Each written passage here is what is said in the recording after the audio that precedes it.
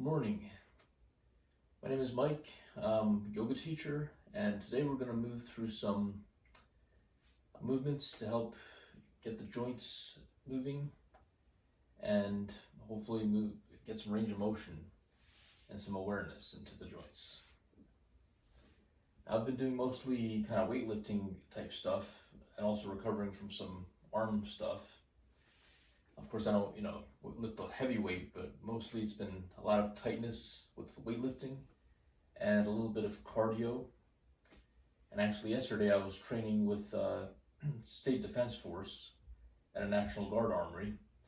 And one of the things we're doing is doing battle drills, which is running around with our equipment. It was actually a fake rifle.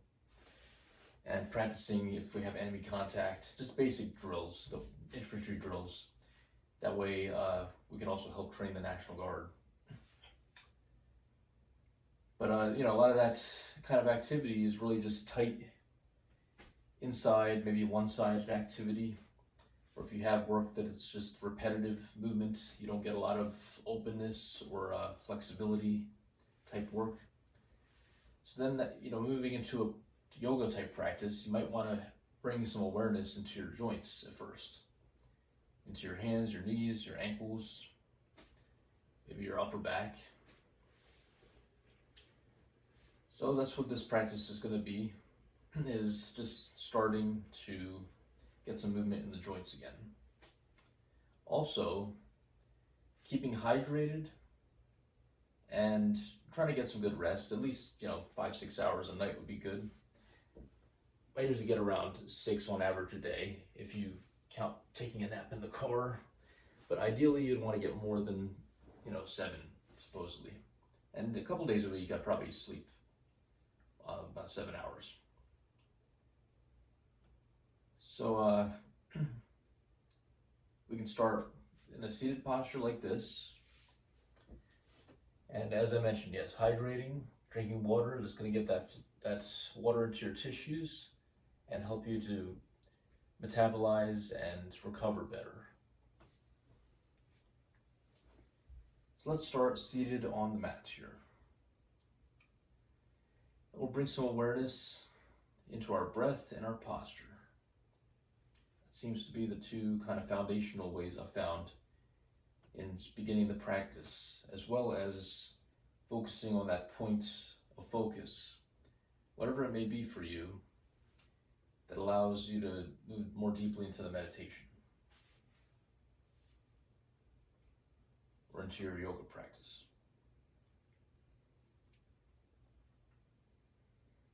So taking a breath and noticing how it fills the lungs. Feeling some expansion, not forcing anything.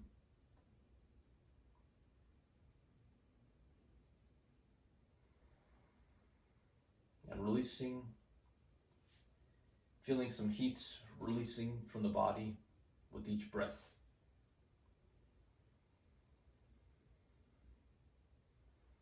Noticing the sensation of the lungs expanding on the inhales, the muscles around the chest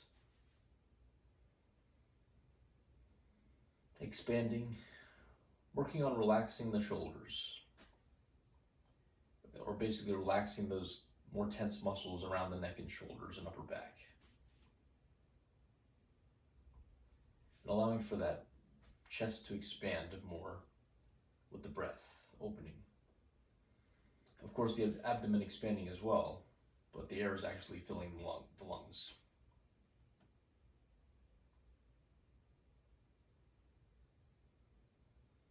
Taking a few more breaths here.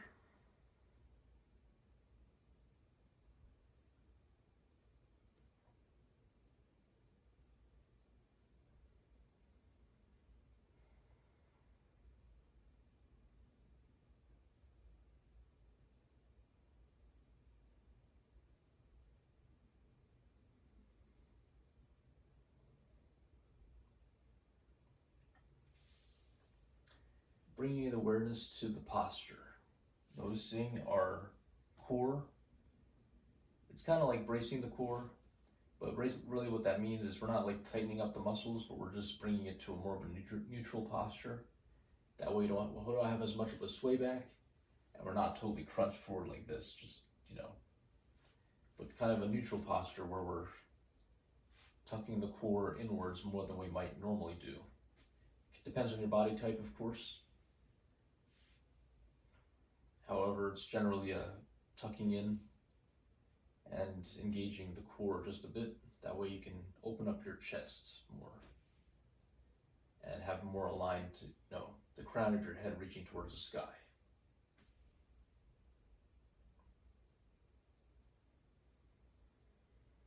We'll take about a few more breaths here. Noticing the top of the head reaching up, the pelvic bones tucking in a bit. That way our core is kind of engaged and we're not just like this, we're not just like this. So it's kind of more just engaging it a little bit.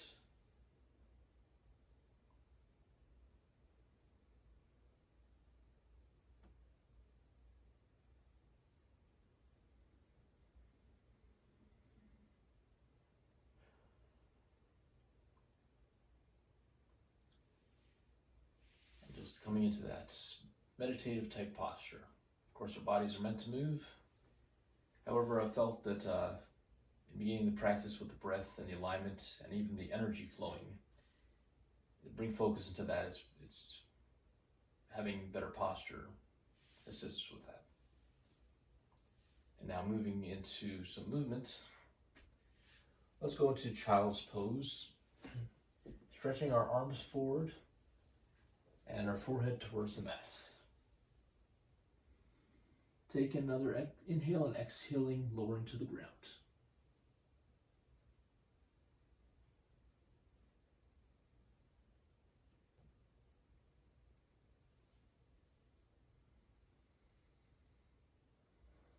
Taking a few breaths here, you might notice that the hips and the buttocks don't really reach the heels and that the arms aren't really straight out in front of you.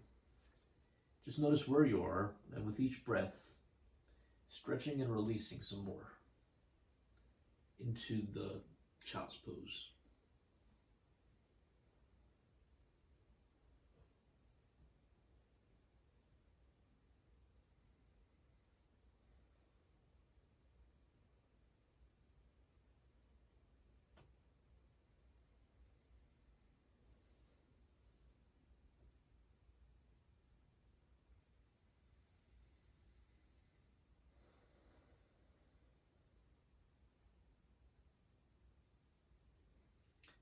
Remaining in child's pose as long as you'd like, or coming up and moving for a few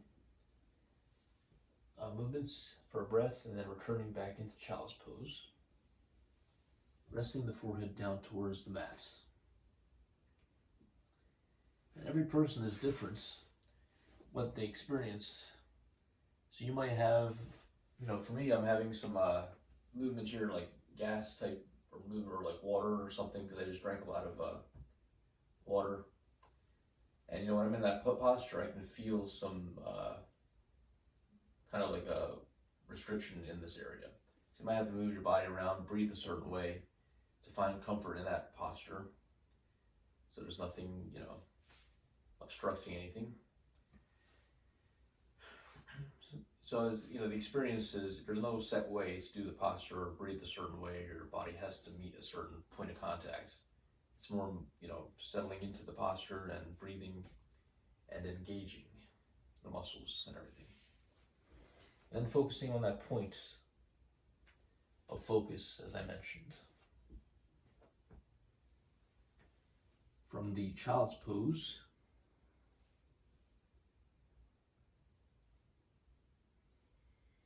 let's look up forward towards the hands, spreading the fingers wide.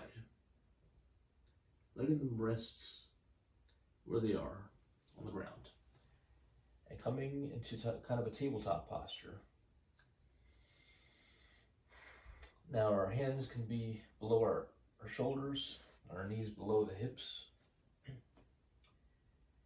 And rolling our fingers back and forth along the ground here.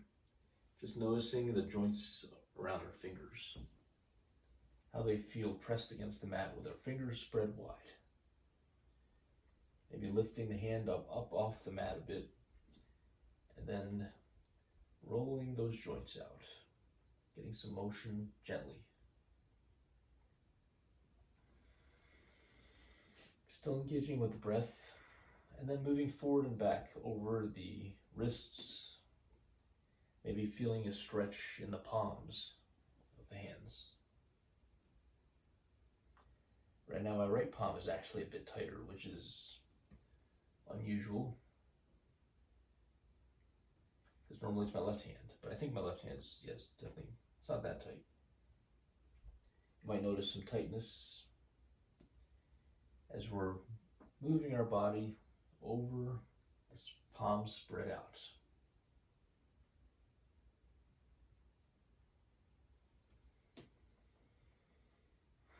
Taking each deep breath as we're moving through these, releasing mobility type movements.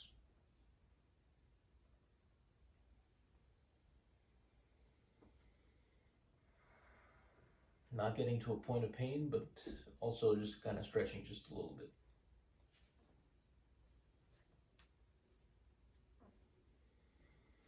And now we can even move into kind of a pedaling the feet, maybe opening the hamstrings a bit. Or technically I've heard we have to strengthen our hamstrings more, but in this case, just getting some movements in those muscles. And the ankle joints is kind of the common sense approach. So you can take off your socks if you still have that on, or you can keep them on if it's comfortable. And then let's press back into the downward facing dog, pedaling the feet.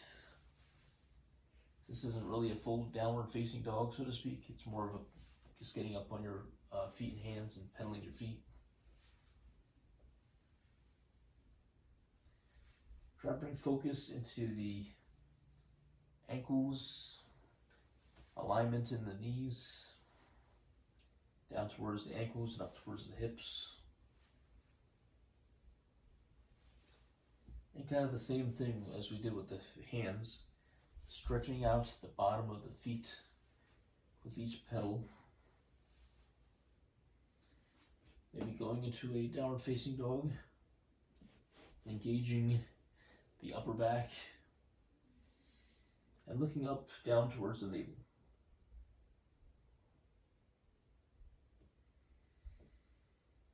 Taking a few breaths here.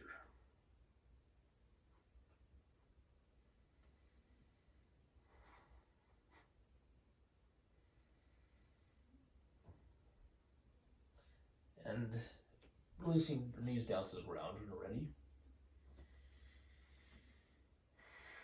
Taking a few breaths in tabletop. And then releasing down into child's pose, or kind of a full child's pose where you can bring your arms to the side and your forehead towards the mat. Taking a few breaths there.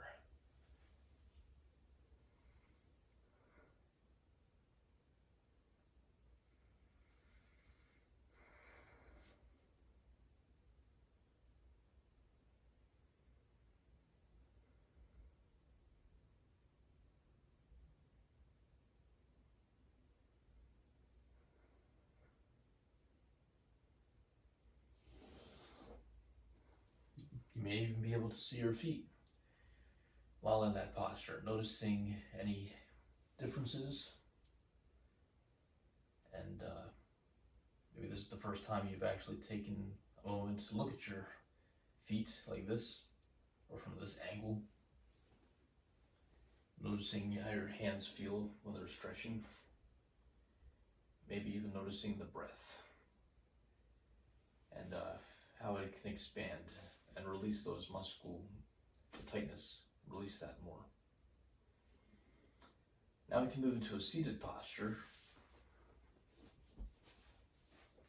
This definitely isn't a full joint mobility type class, but it's just to get some movements and breath awareness going.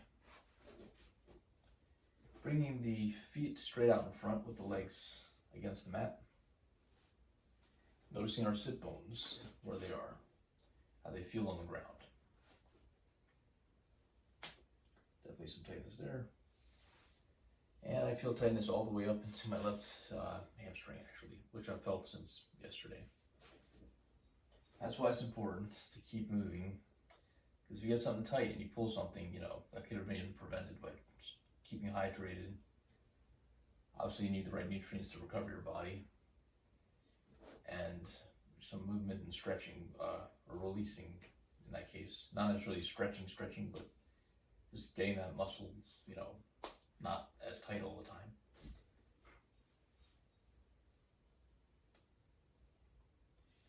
We'll do some forward folds, noticing any sensation along the backs of the legs, from the heels all the way up to the buttocks, the sit bones.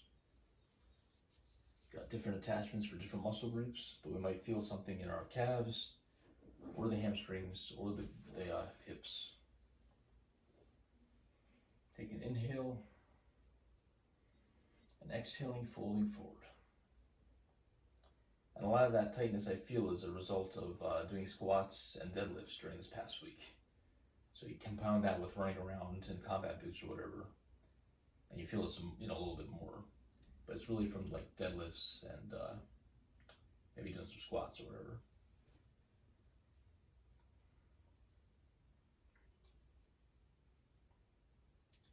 The muscles need time to recover.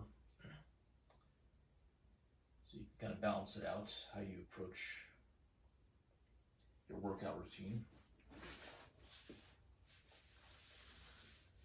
Let's take a few breaths, maybe about 5 more breaths, as we're inhaling and exhaling, folding forward.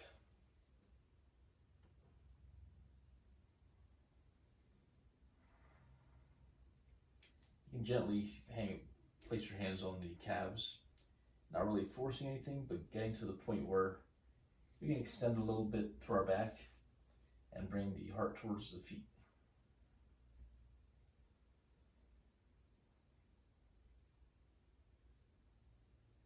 With each breath releasing some more. We can point our toes up and back, and that gives a little more stretch into the calves. Engages the leg muscles more. Each exhale more deeply.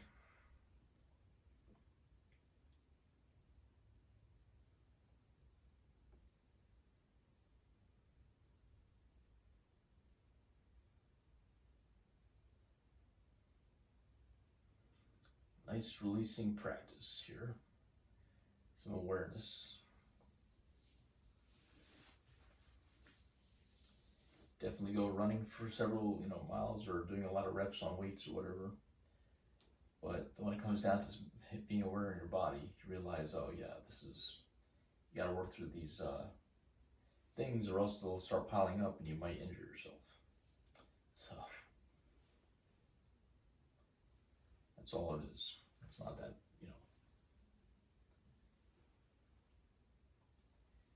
So no matter what your physical activity level is, it's probably good to do some yoga or some, obviously this is the more physical aspect. Just some awareness. And now, let's move on to the back and bring some more awareness into our movements. We can roll back onto the back and bring our arms up overhead. Noticing the alignment, kind of the symmetry between two shoulders, the musculature, as we bring them down towards the ground behind us. We're also paying attention that the lower back is pressed down towards the ground. Our knees are in line with the hips in this case. You can try a different variation if you like, but this is what I'm going with. And bringing the upper arm down against the ground, engaging all these upper shoulder back muscles as we're moving the arms down back towards the ground, while keeping the lower back pressed down a bit. It also braces the core a little bit.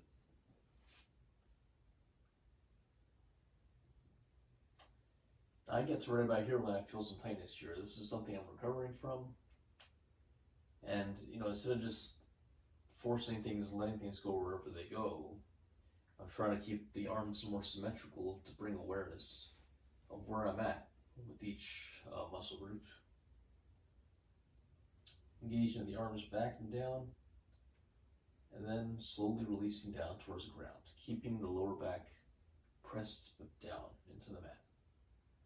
And I'm right about here, just, passively. I can kind of engage a little bit and see if I can move some more. Breathing into those muscles, those shoulder muscles, and keeping them engaged kind of in the sockets, so to speak. But really, that's the, imagine we're engaging them into the sockets. We're really just engaging the shoulder muscles.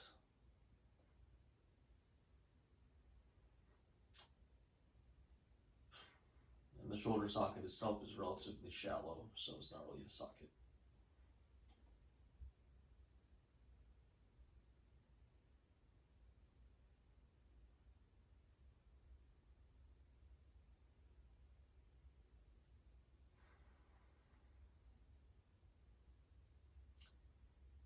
There it is. Hopefully you're not noticing any tingling or, loss of blood flow in any of these arms, because that's something else to be aware of. And hopefully these range of motion movements would help alleviate any of that. Work towards opening things up. And right now I'm feeling, besides some, tingling, but right here in my palm, I'm feeling actually like a sharp kind of pressing sensation. It's light, it's not like an injury bad, but it's enough like when you're stretching and you get to that point. Like it's definitely something to work through. It's little things.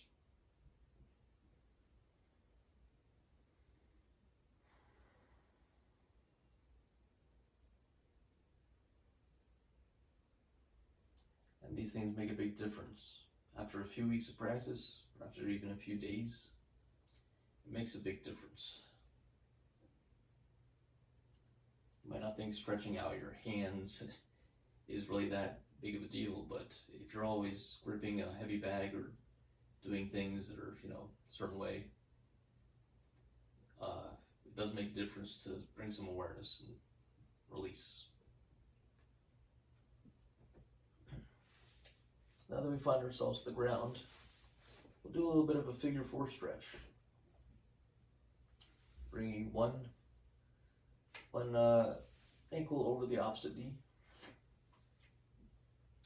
Keeping the lower foot kind of flexed a little bit like that.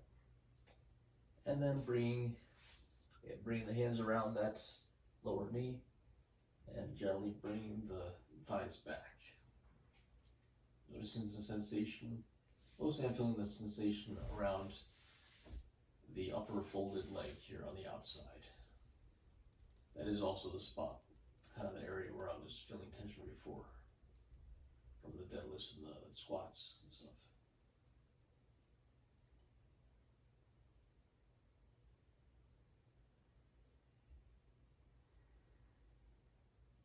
Taking a few breaths, releasing here.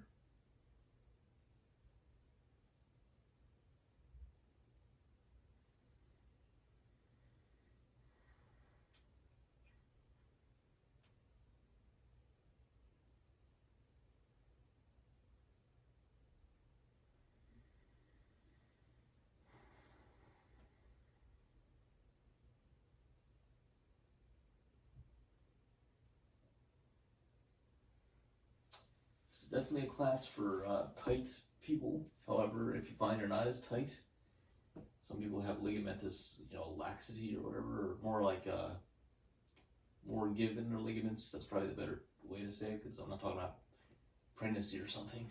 I'm talking about just a natural genetic predisposition to just passively be able to be flexible. And it's really not flexibility in the muscles, it's laxity in the joints. But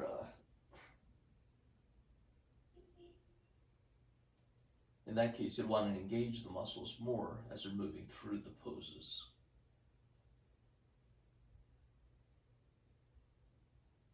Moving to the other side, and another figure 4 stretch. I'm actually feeling it in the same spots. On the lateral side of the upper right thigh, in this case. Into the glute.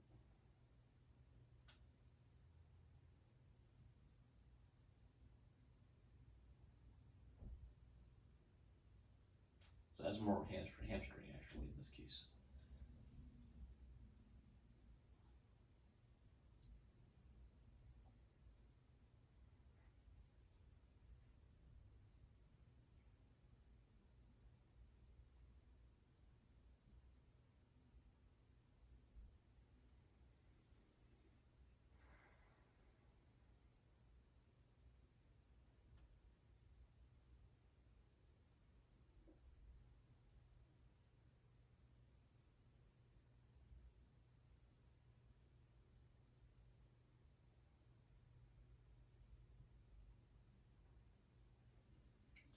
Then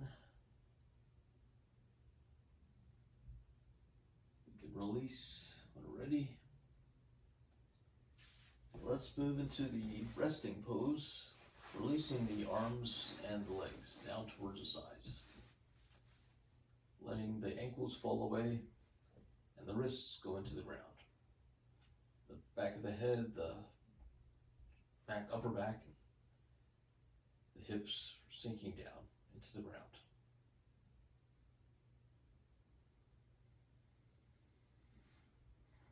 You can remain here in this resting pose.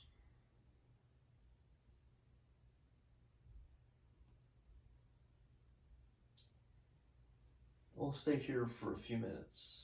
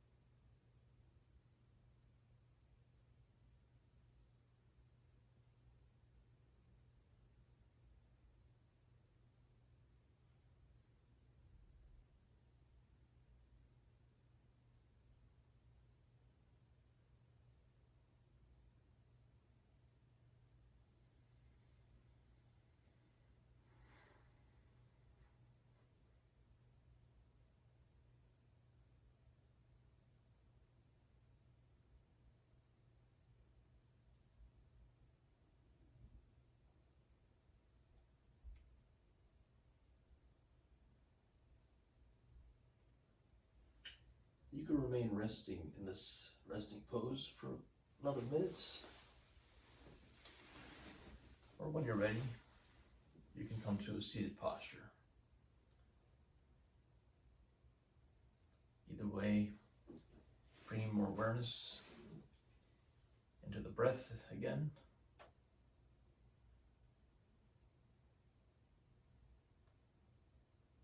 And if we find ourselves in a seated posture, or even with the eyes closed still while laying down,